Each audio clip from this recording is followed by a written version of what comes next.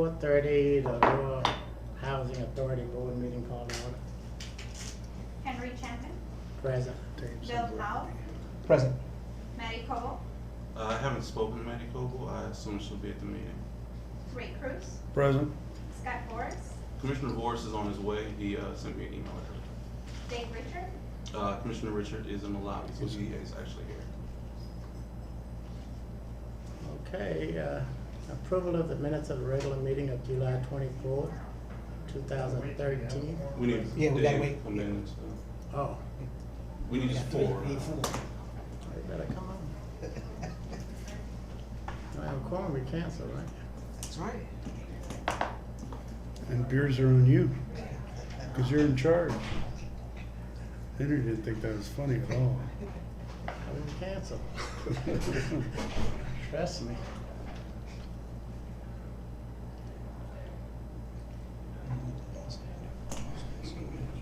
Was I absent July 24th? I found two, No, you so I weren't think here. we're okay. I don't think you realized it. That's what I'm asking. Yeah. Commissioners, the meeting started at 4:30. 4:34. Sorry. Apologize.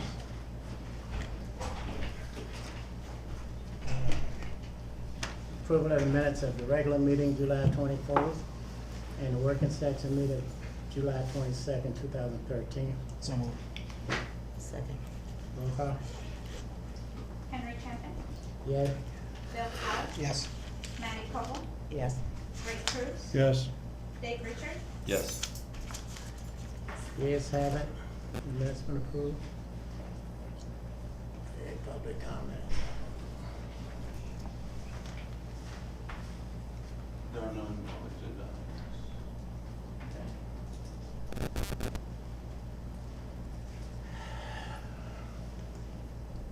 Review of the financial bill, financial reports and list of bills.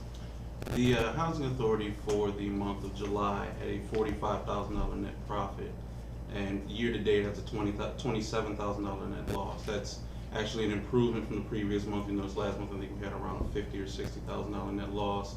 So as you know, we've continued through the month with our profit, especially in our public housing program, we're continuing to eat away at our net loss. So it is expected that before the year is over, we'll have a net profit agency-wide.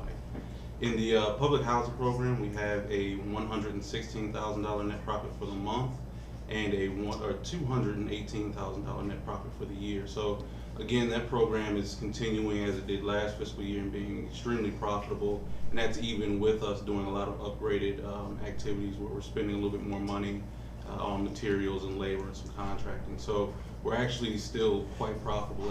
If the current trend continues, the public housing program will have roughly a $650,000 net profit at the end of the year. The Section 8 program for the month had a $4,000 net loss and has a $135,000 net loss for the year.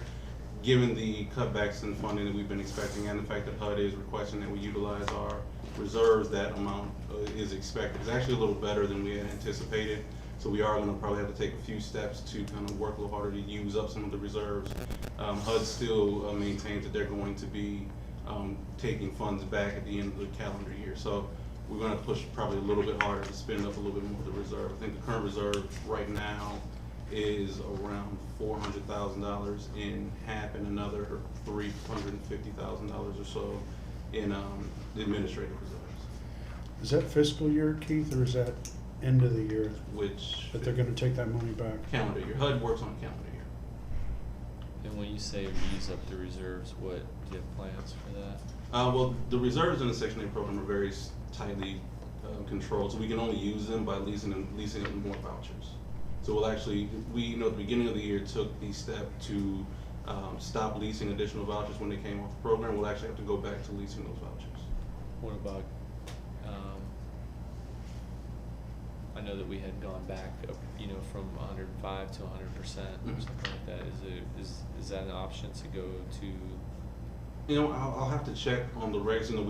There was a board resolution for that, and I'll have to see if we can change that in the middle of the year or not. I know typically you do it once a year. That time will be coming up anyway, but certainly we can check and see if we can do that sooner. Are there any other questions on the finance? Can you use those reserves for the retrofit of the building out at Jericho?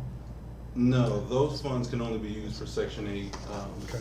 program. It's an unfortunate guideline in the program, but it can only be used for rent payments. Okay, just making sure. That would've been nice. Yeah.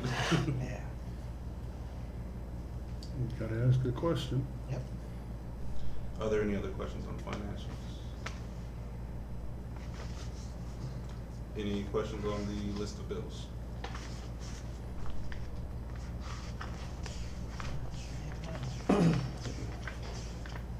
For the month of July, we have continued to push forward with some of our social media activities. So we have added a Twitter page and a Facebook page to complement our YouTube website as well. That just allows us to be, a little bit more efficient in how we push information out to the public. A lot of people may not necessarily go to the Beacon website or get the Beacon. This way, anybody with a cell phone can go online on their phone and be updated on the activities of the Housing Authority. So it's an efficient way for us, and it kind of complements some of the other means that we've been utilizing to get information out to the public. As we talked probably 2 months ago now about the purge that the Housing Authority was going to be doing of our waiting list, we actually, sorry. What's the Twitter? And Aurora _housing. And we can send that all out to the board in email if Okay. you guys want.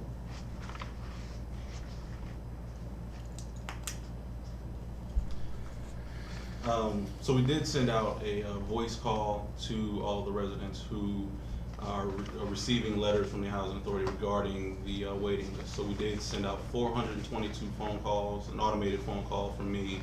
I will be doing a second phone call in Spanish that will not come from me because that would be bad. But so Maria will help us with that. So we are making as many attempts as possible to kind of reach out to the residents who are, or potential residents on the waiting list. We had a pretty good response from that call. I think the very next day, a large number of individuals started calling back to the office to make sure that their information was updated. So it was an effective means of reaching out to the public. We actually just spent a little time today visiting a property at 558 Manor, which will be our third upgraded home. We've already identified our third and fourth.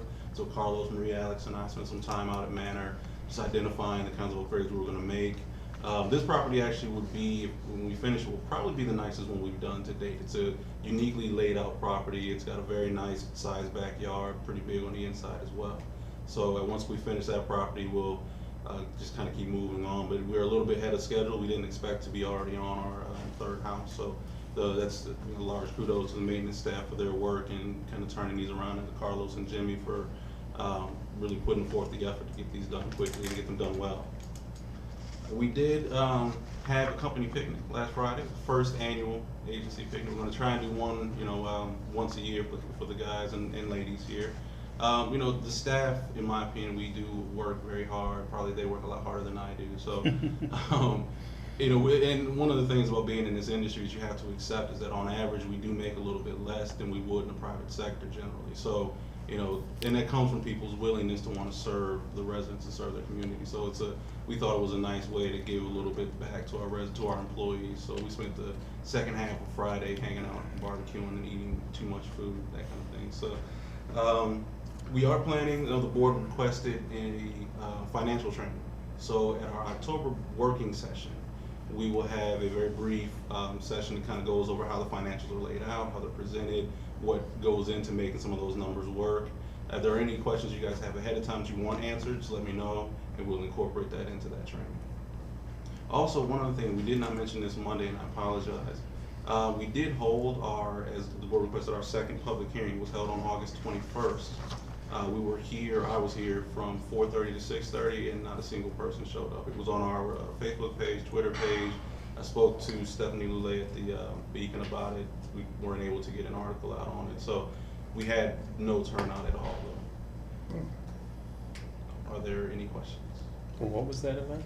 Remember we had the first public hearing with Yeah. the ULI, and then the board wanted us to have a second public Oh. hearing just to allow people another opportunity to come. And we unfortunately weren't able to get any turnout at all. So we've done our due diligence, We have tried. we notified the community, so now we can make decisions. I mean, is all the other board members okay with that? Make a decision regarding, Regarding, do we put something back up at Jericho, do we not put something back up at Jericho? If we are gonna put something back up at Jericho, what is it gonna be?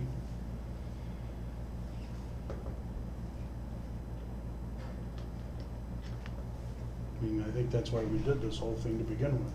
I mean, it was just my impression. I know we did the ULI panel, and that was a much more detailed, even a lot went into that to make sure we got good recommendations from that. And then, of course, we held a second public hearing just to give the public who weren't able, anybody who wanted to speak and wasn't able to speak at the ULI event in July, and a second opportunity. I think the intention was, and this is just my opinion of the intention, was that after we had these two kind of public events within the board, and we would sit down at some juncture and kind of come to a decision as to what the board wanted to see done with the Jericho Circle site. I don't know that there was and I could be wrong, I don't know if that was the intent for this meeting, but certainly probably the September meeting or October meeting. It was my intent at some point to put a rest to it. We do or we don't, and move on. I think we need to schedule a meeting so we can just specifically talk about that issue. And would the board like me to start to schedule maybe a special session in September? yeah. Yeah, I think that. Yeah.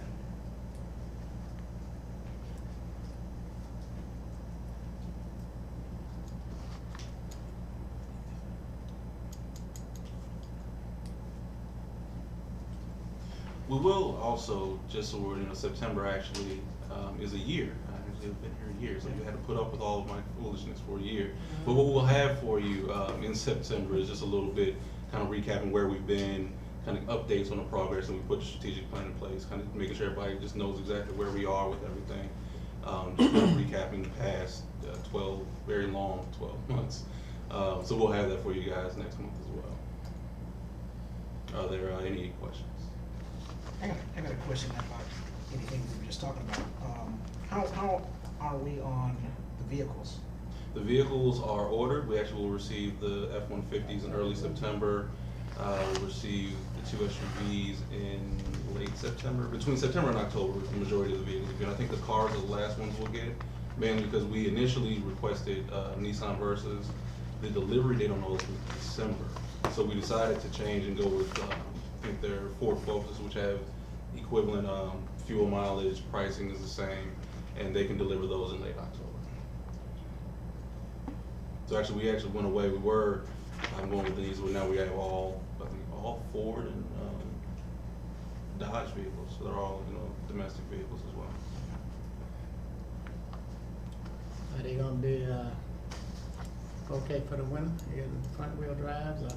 Yeah, no, we don't have any I think all the trucks are all-wheel drive, and the cars usually are okay in the weather. So, Okay. and we're used to it up here. So. I know, well, four wheel drives are tough. Okay. Right. Waiting list information. We currently have 450 applicants on our waiting list. The occupancy department did schedule 41 final eligibility meetings. Unfortunately, only 14 of those showed up. As Mr. Gregory mentioned, we did send out a purge letter on August 15th, and the deadline to submit a response is September 6th by the end of business day on that day. The English message did go out. We're planning the Spanish message to go out within the next week or so, just to make sure that everyone who is of the Spanish-speaking language has knowledge that this is going on in case they didn't receive their letter. And then we're looking to reopen the waiting list on October 1st. Our Ross program, we currently have 29 clients on the program, and we do have our Maria, can I just ask you a quick question? Yeah. When you say the occupancy specialist scheduled 41 final eligibility appointments, Mhm. can you just explain that a little bit? And then 14 people showed up. Sure. Typically, when someone is on the waiting list, they've applied, they've been sitting on the waiting list for X amount of time. We have them come into an appointment, they fill out additional paperwork. They also go through their credit check, background check, all of that final paperwork Okay, before we can offer them a unit. okay, So it's basically finalizing all of that. At that point in time, that's where only of those 41 that were scheduled, only 14 showed up. There was a total of 48 that were denied. The denials include some that were in the works from last month as well. And the denials could be anything from return mail. They were denied for background or credit check where they simply just didn't show up. So those would typically receive a denial letter, go out to the address on file, and we go from there. okay. Is that whole thing part of the purging process that you've been doing, or is that separate? That's just, we have vacancies and we're trying to fill them? That's trying to get someone ready, so when we do have a unit that becomes available, we have someone ready and we can offer them that unit. Okay. How many people do we already have that are like eligible and ready, or was there none and this is just trying to like catch up to that? No, each bedroom has, I don't have the numbers in front of me, but each bedroom size has what we call a ready-to-house pool. And it's based on, you know, what we have available or what we know is gonna be coming available. Okay. I know, I just spoke to Alex and Ms. Simmons, the occupancy specialist. We know that for example, the main terrace units are gonna be coming up soon. And we've got 20 some odd 30 units that we're gonna have to fill fairly quickly. So we're looking at any time that we do an offer, we're calling in multiple applicants to make sure if the first person doesn't accept it for whatever reason, we always have a backup. So bare minimum, you know, 60 some odd people we've gotta call in for the one bedrooms. The 2s and 3s, they don't move as quickly, so that regular house pool typically will stay lower numbers just so we don't keep them holding and having to update their information. Okay, thank you. Maria, I'm sorry. No, go ahead, Jim. Refresh my memory. They didn't show up, so they're off the list now, is that correct? They're sent a letter, yes, Yeah, okay. letting them know that we're removing them, the reasons why they're being removed. Typically with the waiting list, they are allowed additional 10 days to respond Okay. to request a hearing. Sure. If they request a hearing, we go through that grievance process. If they don't, then they're completely off and they have to reapply. And the waiting list is over. Okay. How does the, so that's the process for the public housing. How does it work as vouchers become available, or as we're gonna potentially issue more vouchers? How's that process? Same process. Same process, same list, same process, or different They're lists? separate lists. The process itself is very similar though. The process in and of itself is almost identical. The HUD process for the 2 waiting list management are basically the same, but you'll have the 2 separate lists because they're 2 separate programs. And so, do we have that info in terms of number of people on that list? We do not, but I'll get it for you. Is that- And we'll start to update that information for the board as well. Is that the same type of process that, in terms of the number of people on that, or in terms of updating and purging, are we doing that? That list is well stocked. The Section 8 waiting list is always a much more efficient waiting list. People who get on that program tend not to come off. So the only time that we have people come off is through some manner of either they found another place to live, or they no longer require our assistance, and that doesn't happen that often. So we may get 1, 2 a month, 3 or 4 a month. Okay. If I'm not mistaken, I'm sorry, just to add to that, I believe the Section 8 waiting list was purged last year, Okay. so they should be pretty much up to date. Okay. So Maria, from a logistical point of view and a customer service point of view, I want to make sure I'm clear on something. So you had 41 appointments where they said they were going to be here at 8:15 tomorrow morning to do whatever it is they need to do, and only 14 people showed up. Correct.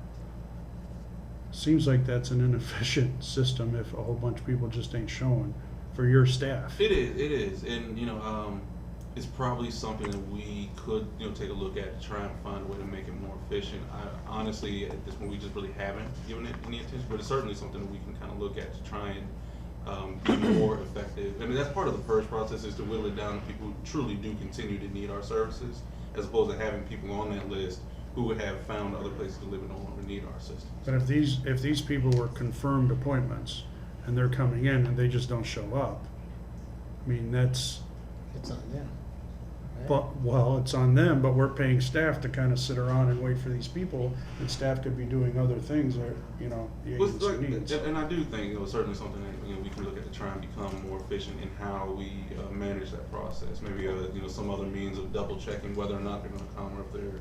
Yeah. And I think as we go to a more online process, that might help some too, giving people an opportunity to just click a button, say, I'm not gonna be able to make my appointment kind of thing. So Right. certainly it's something that we can take a look at. Is there any occasion that someone will be on the waiting list for 10 years? Ever? I hope not.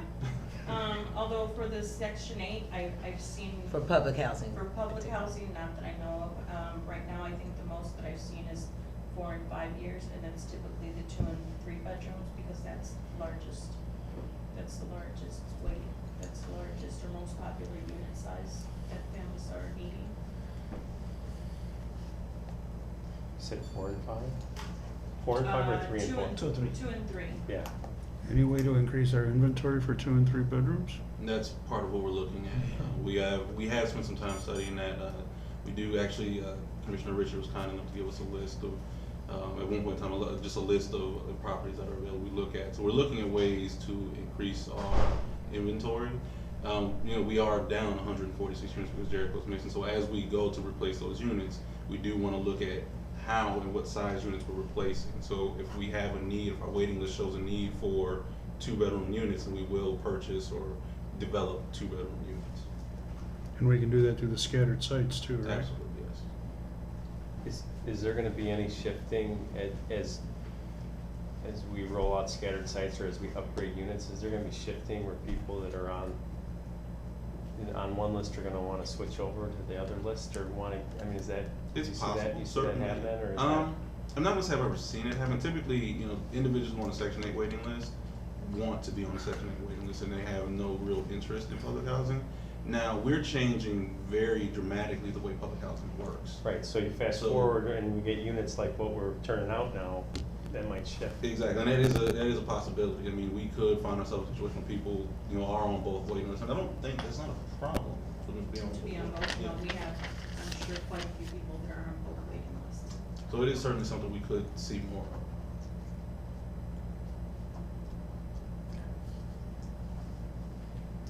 Jim? Wait, did she do the Ross? Are you gonna do that? The Ross program, sure, I can give you more information on that. We have 29 clients on the Ross program, and we do have the community service program that's going on at Maple Terrace. They've completed a few projects over there, which include painting bathrooms, the community room, the kitchen for the community room. They're gonna start working on painting around the elevators and garbage chutes. These community service hours have rendered more than 100 service hours. And what else we have going on through that program? We have the self-defense program. We had our first one this week over at Eastwood. It was a 2-hour session. We had quite a few kids that showed up for that session and a couple of parents that were interested in it. And we have another one scheduled, if I'm not mistaken, this week as well for Maple Terrace. And that'll also be a 2-hour session there. Was that Marcus McDonald? Correct, yes. When they do something like that, is that underwritten by the authority or is that volunteered by Mr. Volunteer. McGowan? Volunteer. No, We he's have- Buddy Mike's son. We have one person left, that's from the fire victims. The unit is almost ready. We're waiting for ComEd to reconnect electricity, and as soon as that happens, that person can go into that unit, and then we'll be all done with our fire victims. We'll be ready to go with, working on those other units and get those occupied. As far as site activities, we had our one move-in at each of the sites in Indian Knoll and Eastwood. And we had bake sales over at Maple Terrace. We had the book back to school over at MLK Park for the Eastwood residents. And at Southland, we had another book fair or back to school program. And the Calvary Church Views program is there every Friday holding outdoor activities. I wanted to comment also, going back to the home purge and with cleaning up the waiting list and helping to, you know, these appointments that aren't showing up, that purge, we've calculated about 150 letters being returned, either an actual response. It's about a 50-50 actual tenant response or applicant response, or the rest is return mail. So that's gonna help cut down on the, these people not showing up to those appointments. Any questions? That doesn't make any sense to me. If you have an appointment set up, you haven't talked to the people and say, hey, you have an appointment set up? You sent a letter? Well, and correct me if I'm wrong, the letter that, I think when we talk about a confirmed appointment, we set up a date and time for an individual, we send out a letter. I don't know, and Alex, but you can correct, they don't call back to confirm that appointment. No, we just send a letter. So the letter just goes out. So that's not a confirmed appointment as far as I'm concerned. I get junk mail all the time, not that our stuff is junk mail, but says, come see me for this special. That doesn't mean I'm coming. So you wouldn't show up? No. I mean, So- if we're serving people and our organization is customer service, you need to, if you can get a hold of somebody, call them, say, hey, we have an appointment set up for you at 8:30 or 10:30 tomorrow. Can you make either one? That is a confirmed appointment, not a letter sent out saying, hey, we have 2 dates scheduled for you. They could be working, they could be sick, they could be out of town, they could be anywhere. They may not even get the letter. So we have to think customer service here, just like in my business, just like in your business. If it's an appointment, just like the dentist calls you, the dermatologist calls you, the eye person calls you, hey, you've got a meeting tomorrow at 8:30, are you gonna be able to come? Here's my issues is, they've been on this list for how long? Maybe. Years. So I applied 5 years ago.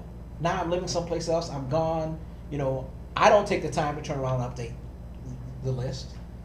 So now whose fault is that? We don't need to turn around and go and track them down. If they're not on the list, if they don't get a letter or the phone calls, they don't answer the phone calls, you know what I'm saying, we've done all we can to turn around and make contact with them. In my estimation, they should be purged. I agree with you. What I'm saying is we can't say here, we had 41 appointments. We did not have 41 appointments. We sent out 41 letters, okay? So it's about transparency in what we're saying and what the reality is. I agree with you, okay? But we can't say here we had 41 appointments. We did not have 41 appointments. We sent out 41 letters. Right. Okay. 14 people showed up. That's my issue. Okay. Okay. So you had 41 appointment letters sent out. Correct. Yeah. Are there any other questions? Jim? Well, we've been pretty much finished our big outside project, so we're kind of focusing on our inside work, mainly we're starting up our furnace inspections and finishing up our annual inspections. Actually, we remodeled the Eastwood office. The outside walls are all concrete, so we actually re-drywalled them to give it more of an office look. Painted the colors to manager's choice and put the flooring down. We also doing it over at Southland, pretty much done over there, should be done this week. The whole first floor is new paint, new flooring, and upstairs we're actually converting two of the bedrooms into office space. Doing pretty much the same thing, flooring and new paint. We did receive some bids for the restoration work that needs to be done over at Lake Terrace. I believe we accepted one of the bids, so we started shortly. And I also started some of the guys to actually turn around some of the units on the other wing, because those have this way they'll be ready. Most of them are pretty much done because they actually cleaned them up and stuff. So we're just doing the mechanicals and stuff to get them ready. So once it is open, it'll be fully.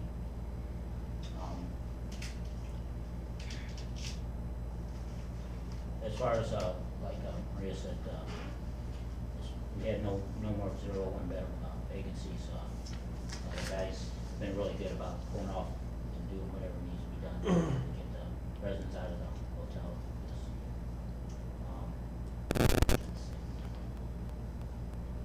Over at Jericho Circle, American Demolition is still doing some regrading and stuff like that. With the weather changing and stuff, a lot of the rocks came up and stuff like that, so they've been going out there, kind of going through that and regrading and reseeding with DP. Like Mr. Gregory said, we're finishing up one of our scattered sites. We didn't go to quite the extreme as we had done over at Brighton, but we did put new cabinets and windows, flooring and stuff like that. Pretty much the only thing different over there was that we didn't stain the trim or put 6-panel doors in there. But other than that, it's pretty much a good upgrade and stuff like that.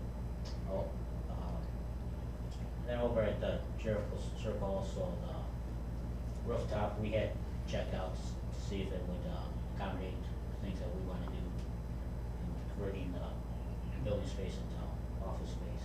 And then we also did get a couple bids from architects to make sure that everything that we would like to be done would be possibly done, and it just meets up to code. To interrupt, Jim, one thing I had an opportunity last week at the city council meeting. Jimmy Allen himself was actually at the council meeting presenting a project that he's working on called the Gravity Building. So it just so happened is, we're always looking to kind of expand and partner up. We took some time to go down and meet with Mr. Allen and talk to him just about the project that he has. Trying to identify, and one of the things I think the city is interested in, and I think the Housing Authority has an interest in, is downtown revitalization, and trying to find ways where we could be involved in some development as it occurs. Now, there wasn't an opportunity for that in this case, but what did come about there, one of the individuals that Mr. Allen works with, Brian Powers, has an award-winning photo series that was taken on Jericho Circle. So it's actually won state and nationwide awards for its photography. And what we're going to try and do is curate some of that work for the office to kind of maintain a historical connection to what actually was on the site. As I understand it, I've seen just images of some of the pictures, actually very well taken. They're not typical kind of doom and gloom photographs. So they actually give kind of a very human appeal to the site. So I thought it would be a nice touch to have those in the office. So we have actually found a way to get those curated and to have them as part of our new office as well. Sorry. Do you have to give releases or anything to do that? We're buying them. We're basically purchasing the pictures. I believe because the paper published them, the releases have been taken care of by Mr. Howers. Any questions for Jim? Anything else left at Jericho Circle that we have to spend money on besides the new offices? No. Actually, the only reason American Demolition is still there is because we, their contract they were supposed to be finished in the spring. Weather was one issue, but they've been having some concerns, or not concerns, but some problems with the grading. I guess as the weather changed, some of the underground underneath has been shifting. So what we had required of and requested of them was that they leave it as complete grass and soil on top. That hasn't been possible, so they're not officially finished with the job until they get that done. So we're not actually paying them to do this extra work. This is part of their original contract. Okay. Thank you. Before we go into new business, I want to visit that, the scheduling of appointments again, because I'm kind of confused. Now, Marie, Yes, the letters went out, correct. and the 14 that showed up, they called back and made contact? Some do, some don't, some just show up, some just mail their information back in. Okay. The letters do have a time and date for them to come in. I understand that, but I'm just thinking along the lines of, if I have an appointment, then I know I have an appointment. And there's a follow-up call. That's why I was just asking if they called back, and I think we're dealing with issues here that maybe we can't control. It's just my opinion. I do agree in that, just sending out a letter from us for individuals who haven't been in contact with us necessarily, other than to update information if that's been necessary, probably just sending a letter might not be enough. Now, granted, that is all it requires. We are certainly meeting the requirement, and that's all we've done in the past. So I don't think, no fault necessarily exists, but certainly I think as a step, customer service wise, we consider ourselves, and we want to consider ourselves a professional agency then I think it is necessary, and I do kind of agree, we should probably take at least an extra step to try and confirm appointments, or at least try and make contact. Chances are, to be quite honest, the phone numbers that we have may or may not be good, but giving that attempt to try and reach out probably is useful. And again, as we unroll, and we've actually, we've got our contractor working now on the website, so we will actually have a new website that can easily have the capabilities to schedule those appointments online as well. I don't know what other steps, really, I mean, if it's the letters and the phone calls, I don't know what other step short of sending somebody out to the address that you have. But you had extra time, right? You said just And then they won't be there. Yeah. So then you have to send me to California. Right, to track right. them down. You know, so I mean, Okay, new business. The Housing Authority, on Monday, we discussed two resolutions. Resolution 1313 is in relation to the amendments to the ACOP. Are there any questions in relation to that? Yeah, what is that? I'm sorry? I wasn't here on Monday, so I'm not exactly sure. I apologize, you're right, Yeah. you're right. Basically what we've done, we made, and in the board package, we sent the attachment. Right, you're bad. What did I was staring at you. Oh. In the board package you guys got on last Thursday, there was an attachment that listed the changes that we made to the ACOP, which is the admissions and continuing occupancy policy. Basically, all of those changes tied into everything that was in the strategic plan. So there is a change to show the income tiering, change to the waiting list preferences, changes to Stuff that we've already decided Yes. that we were gonna do. Okay. absolutely all things that were in the strategic plan. We just need to make everything one consistent document. This will actually also be addressed in our annual plan that will go to HUD. So you'll actually see this again in the next couple of months as we send our annual plan to HUD. Okay. Thanks. Are there any other questions? I make a motion, we approve resolution number 13-13. second. Roll call. Henry Chapin, Yay. Bill Powell, Yes. Matty Cole, Yes. Ray Cruz, Yes. Scott Boris. Yes. Dave Richard, Yes. Yes, have it, resolution 1313 passed. We also have resolution 1314, which is a intergovernmental agreement between the DuPage Housing Authority, DuPage County Housing Authority, and the Aurora Housing Authority. That intergovernmental agreement allows all Section 8 landlords who reside in DuPage County but in the city of Aurora to engage in a tax abatement program. Essentially, the purpose of that program is to encourage landlords in the DuPage County region to accept and to have affordable housing in their units. That the city of Aurora isn't part of the state's opportunity area, DuPage County is. So the section of the city of Aurora, it's kind of confusing, but the section of the city of Aurora that is in our jurisdiction is part of this program. So for for landlords in that section of town to be involved, we have to enter into an intergovernmental agreement with the DuPage County Housing Authority. There is no financial benefit to the DuPage County Housing Authority. It's simply, that we have to sign on a dotted line to deal with the jurisdictional issues. Make a motion, we approve resolution number 13-14.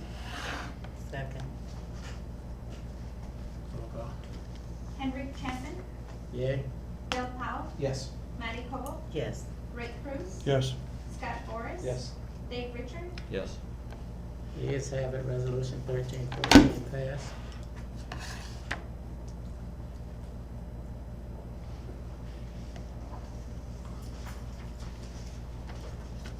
Take a break.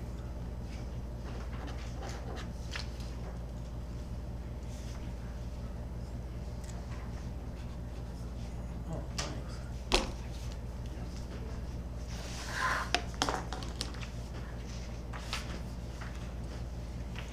Ms. Williams, Oh, comment? oh, yes, I have a few questions. Good Yes. afternoon, everybody. Man standing and you have 3 minutes. Okay, I'm gonna try to squeeze it in, I got about 3 questions. Oh, I have a bum leg, I'm sorry. Oh, okay. All right. So, sorry. Ms. Williams, one thing too, before you start, just so you guys are aware, I know we did put out some notices, the policy of the Board of Commissioners also posted. You will receive a written response to your question, so we just don't want you to be offended because we're not gonna answer. Yes, I But- have a question about that. Right, so, actually. okay, so yeah, Yeah. you'll get a written response within 7 business days. Oh, okay, so in other words, don't ask the question. No, please ask the questions, Okay. absolutely ask the question. And I just Okay. want you to know that you'll get a written response, from me regarding whatever questions you have. Okay, that's fine, okay. That's taking about 20 seconds of my 3 minutes. No, you still get the full 3. Okay, I'm just making sure. Okay. I have about 3 or 4 questions, starting from these serious issues to more serious. First of all, I just wanted to know, how did this idea come about resident issues not being brought up at the board meeting? I mean, like, was that a consensus or idea from the board or? Yeah, you'll get an answer for that later. Okay. That'll be your response. It'll be written. Oh, okay. Okay, we won't Well, answer anything now. Okay, I got this written down, so Ms. who on the board, Just- I'm sorry. We can take action on things that are on our agenda. When you bring new things up, we can't take action on it until, till the next meeting. Many of the things that are brought up are gonna be handled by Mr. Gregory and his team, so that's why it sounds like we're being kind of like this, but we're not. I mean, we can't take action until we put it on agenda and we, talk about it and vote about it. I guess so, I guess in layman's terms, so we as residents take it through the chain of command to property manager level, and then Maria, and then Mr. Gregory, and then if it's not resolved, then we bring it here to the board. That's what you're saying, basically. Okay, so my thing is, what happens when we go through the chain of command and then we kind of get stonewalled by the property manager and then her boss or his boss? So, I mean, what?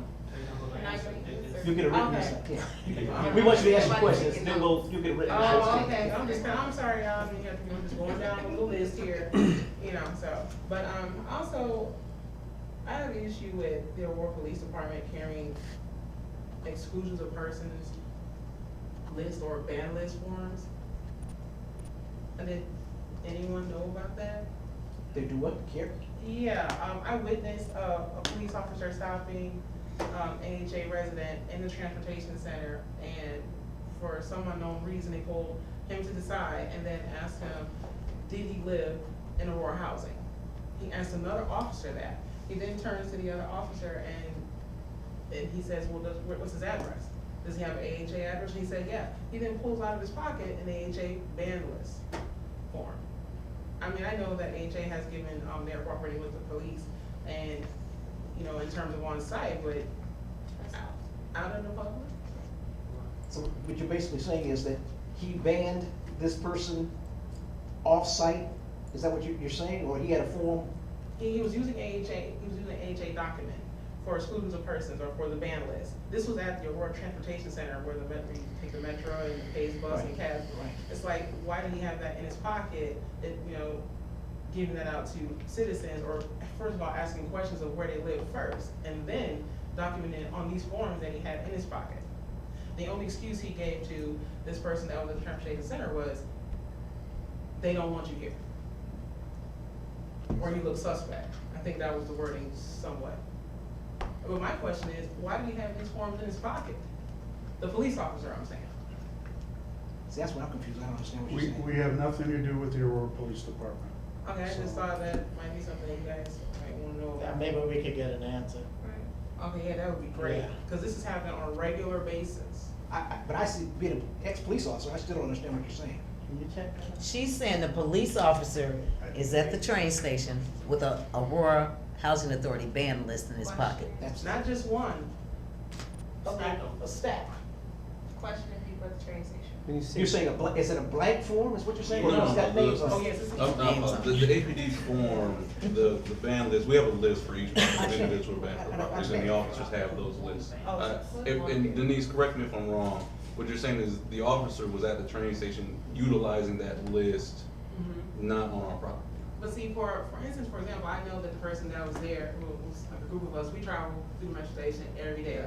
Not vagrants, not solicitors, not homeless, not from the Heston House, not that there's anything wrong with that, that wasn't the case there. It just assumed, I guess, this person fitted this criteria, I guess, and he then turned and asked him, well, where do you live? The other cop, asked the other cop, well, what's his address? Let's see some ID.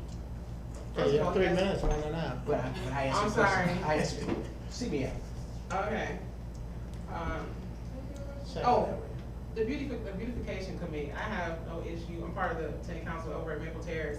And I think the beautification committee is doing somewhat of a good job, headed up by the Ross program. I just wanted to know, they're kind of in conflict with the council and the purpose of the council. For instance, they blocked out, Labor Day. They held up the whole community room to have an event, an all-white, clothing event, and they're charging the residents to get in. I didn't know, I thought under the Ross program, they had funding already. Why would they be charging residents anything? Why are they blocking this date out? Because a lot of people at this site do not have anywhere to go. The community, it's a holiday, we had a whole agreement for this not to happen. What should they be raising money for? To buy more seeds? I mean, I don't get it. They should have funding for this already. And why are they charging residents? You get an answer. Ms. Williams, I will draft a letter up and have that to Yeah, you, you and got the commissioners will be copied on the response as well. Okay, I just have one more question. I know my time is, that's why I ran out Mr. of Chairman, breath. it's not my choice, it's the chairman's choice. Just one more question. I'm sorry. Make it quick. I'm easy. Do we have any numbers, like, or how can we get in, the information about how many residents there actually are and how many scattered sites there are? There are 63 scattered sites. 63 scattered sites, and roughly how many AHA residents are there? That In are total? in total. I don't have an exact number, I can get that to you though. Okay. I've been there. Thank you. Mr. Jones doesn't have any comments, so. No problem. Thank you. Any other business to come before this board? No, sir.